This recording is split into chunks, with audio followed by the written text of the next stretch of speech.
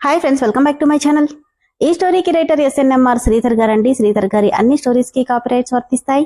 ఆయన పర్మిషన్ లేకుండా యూట్యూబ్ లోనే కాదు మరే ఇతర సోషల్ మీడియా నెట్వర్క్ లో కూడా ఆయన స్టోరీస్ ని అప్లోడ్ చేయడానికి వీల్లేదు. దయచేసి అలా చేయకండి ఫ్రెండ్స్. అలా చేస్తే లీగల్ గా చాలా ప్రాబ్లమ్స్ ఫేస్ చేయాల్సి వస్తుంది.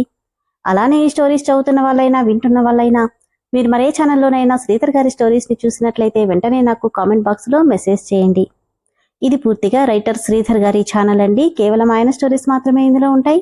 కానీ కొంతమంది పేర్లు మార్చి వేరే ఛానల్స్ లో ఆయన స్టోరీస్ ని అప్లోడ్ చేస్తున్నారు. మీరు అలా చూసినట్లయితే నాకు మెసేజ్ చేయండి. ఇక లేట్ చేయకుండా వీడియోలోకి వెళ్ళిపోదాం ఫ్రెండ్స్. ఎస్ఎన్ఎంఆర్ శ్రీధర్ గారు రాసినటువంటి మనోభిరాముడు 189వ భాగం. మనం శృంగేరి వెళ్తున్నాం అనగానే వాళ్ళిద్దరితో పాటు వీళ్ల మాటల్ని వింటున్న దమయంతి కూడా షాక్ అయింది అభిరామ్ మాటలకి. ఏమంటున్నావన్నయ్య? మనం శృంగేరి వెళ్ళడమేంటి? అక్కడ మనకేం పని? అన్నాడు అయోమయంగా రామ్. ఖచ్చితంగా మన జాతకాలలో ఏదో రహస్యం ఉంది తమ్ముడు. అందుకే నాన్న వీటిని అంత భద్రంగా దాచిపెట్టడమే కాకుండా ఇవి బంగ్లా దాటి వెళ్లకుండా చూసే బాధ్యతని శర్మగారికి అప్పగించారు. అంటే మన జాతకాలు ఎవరి చేతిలోనైనా పడితే ఏదో జరుగుతుంది. అదేంటో మనం తెలుసుకోవాలి. కాని ఎందుకన్నయ్యా అంత అవసరమంటావా?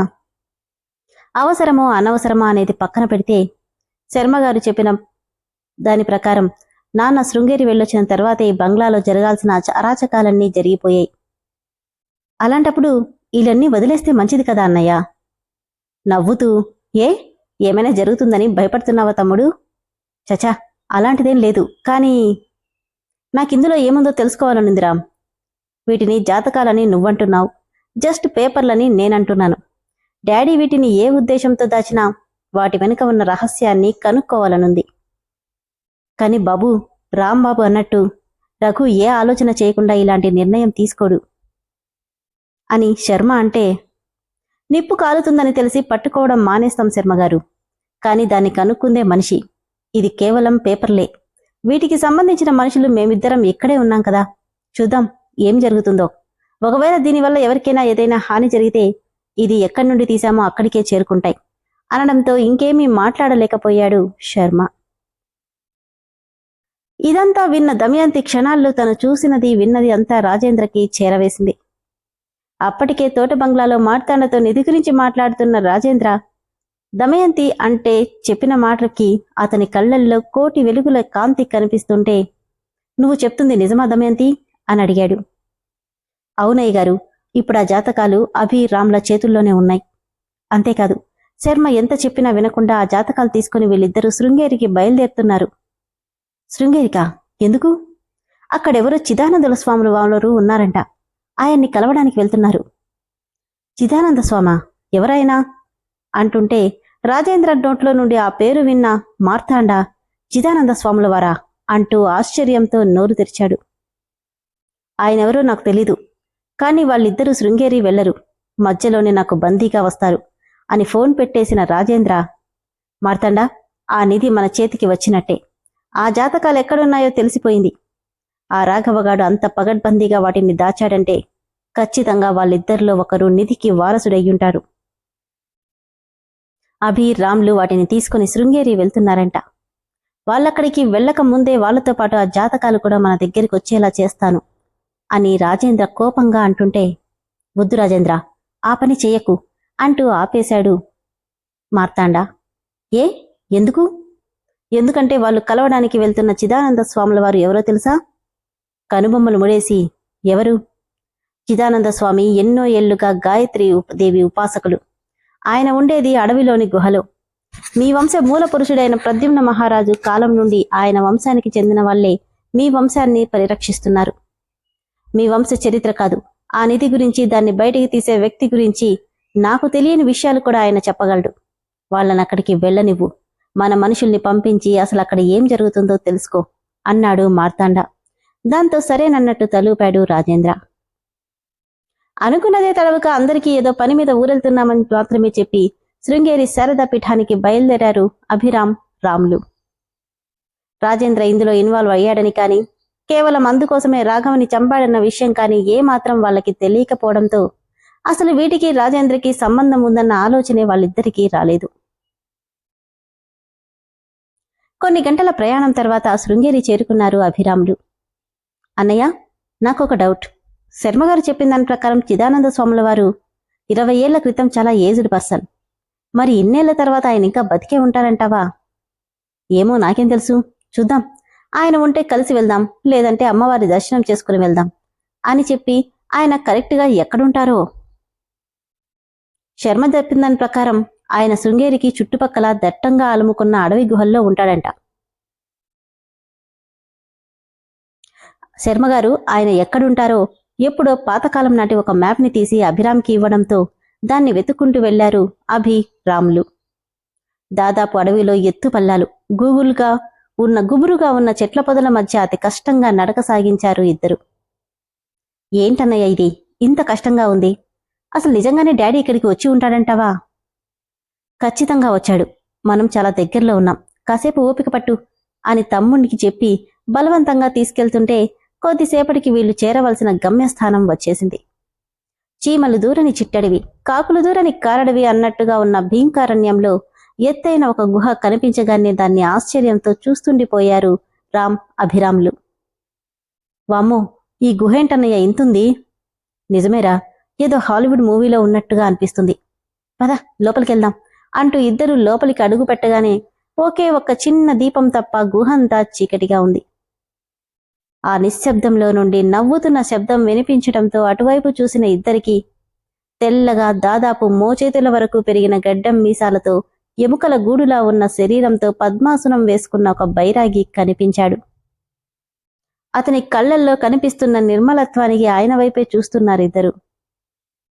ఏదో ఒక రోజున మీరిద్దరూ నాకు దగ్గరికి వస్తారని నాకు తెలుసు ఆయని ఆ బైరాగి అంటుంటే, అంటే మీరు నన్ను వెతుక్కుంటూనే వచ్చి నన్నే గుర్తుపట్టలేదా? ఓ, చిదానంద స్వాముల వారంటే మీరేనా అంటూనే ఇద్దరు భక్తితో ఆయనకి నమస్కరించారు. స్వామి, మేమెందుకొచ్చామంటే మీ నాన్న ఎందుకొచ్చాడో అందుకే వచ్చారు, అంతేనా? అంటే మేమెందుకొచ్చామో కూడా మీకు తెలుసా స్వామి అని అడిగాడు రామ్. నర్మగర్భంగా నవ్వుతూ, మీ జాతకాల గురించి తెలుసుకోవడానికేగా.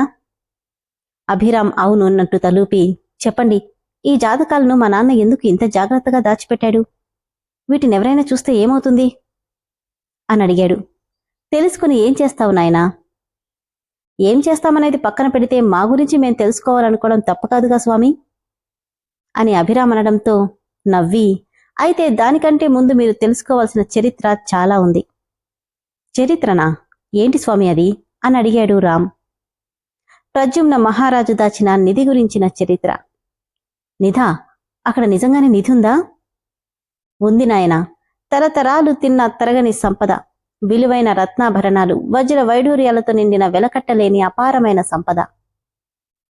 అన్నయ్య, అయితే పెద్దమ్మ చేసిన ఇన్వెస్టిగేషన్ మొత్తం నిజమేనన్నమాట. అయితే ఆ నిధి ఎక్కడుంది స్వామి అని అడిగాడు రామ్. దాని పుట్టు పూర్వోత్తరాలన్నీ తాళపత్రాల్లో లిఖించబడింది. కాని ఆ నిధికి మా జాతకాలకు ఏంటి స్వామి సంబంధం అని అడిగాడు అభిరామ్. స్వాముల వారు నవ్వి, ప్రద్యుమ్న మహారాజు కోరిక ప్రకారం ఆయన అంశతో పుట్టే ఆ వంశపు వారసులు మాత్రమే ఆ నిధిని తెరవగలరు.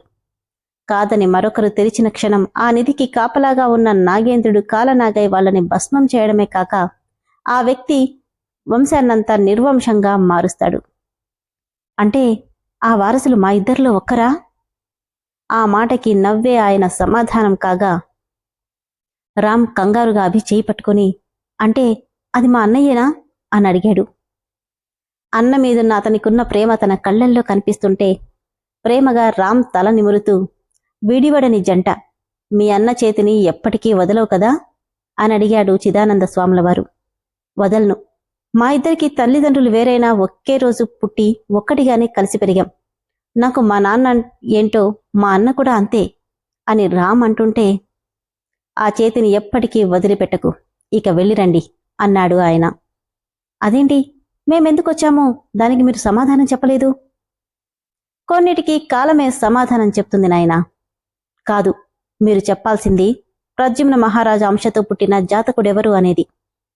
తెలుసుకొని ఏం చేస్తావు అని నవ్వితే, ఒకవేళ అది నువ్వే అయితే మీ అమ్మ వెలికి తీయాలనుకున్నా, మీ నాన్న భూస్థాపితం కావాలని ఆశించిన ఆ నిధిని నువ్వు చేజిక్కించుకుంటావా అని అడిగాడు చిదానంద స్వామి.